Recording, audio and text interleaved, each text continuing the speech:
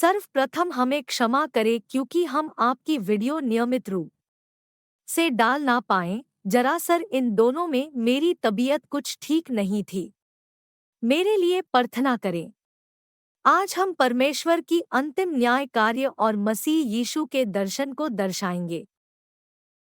Bible की भविष्यवाणियों के दिनों के परमेश्वर के कार्य। सर्वशक्तिमान परमेश्वर कहता है, जब आएगा वह जलती आग के समान होगा, कोई व्यक्ति उसके विरुद्ध खड़ा नहीं हो सकता। तब मैं तुम्हारे पास आऊंगा और तब मैं ठीक रीति से काम करूंगा। मैं उस गवाह की तरह होऊंगा जो लोगों द्वारा किए गए बुरे कामों के बारे में न्यायाधीश से कहता है। कुछ लोग बुरे जादू करते हैं, कुछ लोग व्यभिचार का पाप करते हैं,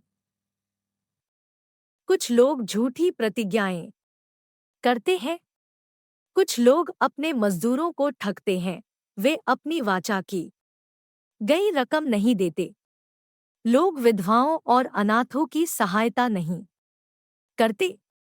लोग अजनबियों की सहायता नहीं करते।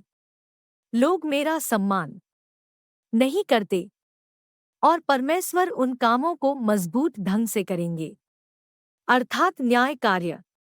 सर्वशक्तिमान परमेश्वर अंत के दिनों में सत्य व्यक्त करके लोगों का न्याय और उन्हें शुद्ध करते हैं। वे मात्र अपने संतों को स्वर्ग के राज्य में उठाने के लिए ऐसा करते हैं। इसके बावजूद बहुत से विश्वासी परमेश्वर की इच्छा को नहीं समझते। उन्हें लगता है कि प्रभु वापस आकर सभी संतों को सीधे स्वर्ग के राज्य में उन्नत कर देंगे।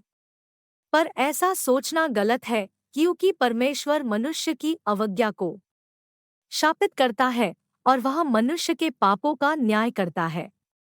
वह बिना किसी संवेदना के कठोरता से बोलता है, फिर भी वह उन सबको प्रकट करता है जो मनुष्य के भीतर होता है, और इन कठोर वचनों के द्वारा वह उन सब बातों को प्रकट करता है जो मूलभूत रूप से मनुष्य के भीतर होती है, और इस प्रकार मनुष्य परमेश्वर के समक्ष समर्पण कर देता है।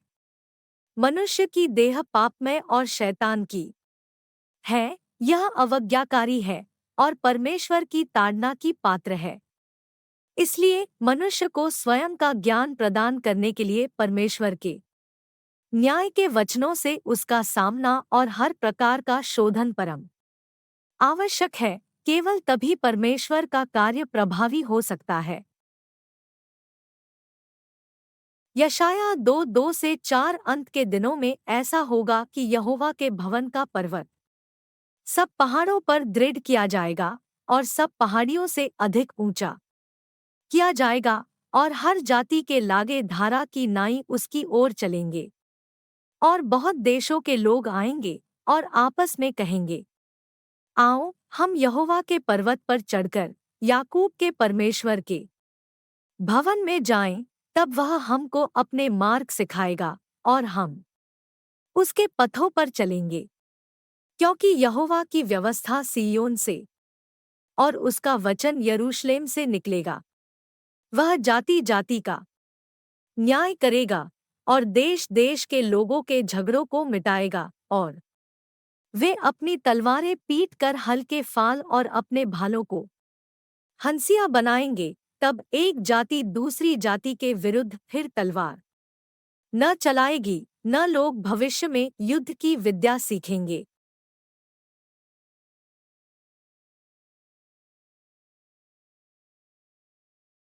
प्रकाशित वाक्य 14-7।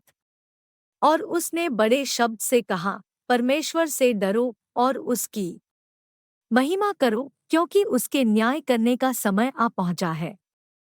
और उसका भजन करो, जिसने स्वर्ग और पृथ्वी और समुद्र और जल के सोते बनाए। प्रकाशित वाक्य 20:10-15। सिंहासन पर बैठकर सब अविश्वासियों का न्याय करेगा और उन्हें आग की झील में डाल देगा। इसके उपरांत मसीह एक नए आकाश और नई पृथ्वी और एक नए यरूशलेम को विश्वासियों के अनंत काल के निवास स्थान के लिए बनाएगा। फिर न पाप, न दुख और न ही कोई मृत्यु होगी। प्रकाशितवाक्य 21 से 22। इन दिनों हमें सदा प्रार्थना और परमेश्वर महिमा करना है। प्रभु यीशु के महिमा हम में सर्वदा बना रहे। आप सब लाइक, शेयर और सब्सक्राइब करके अपना मसीह चैनल की ग्रो कर। अलविदा।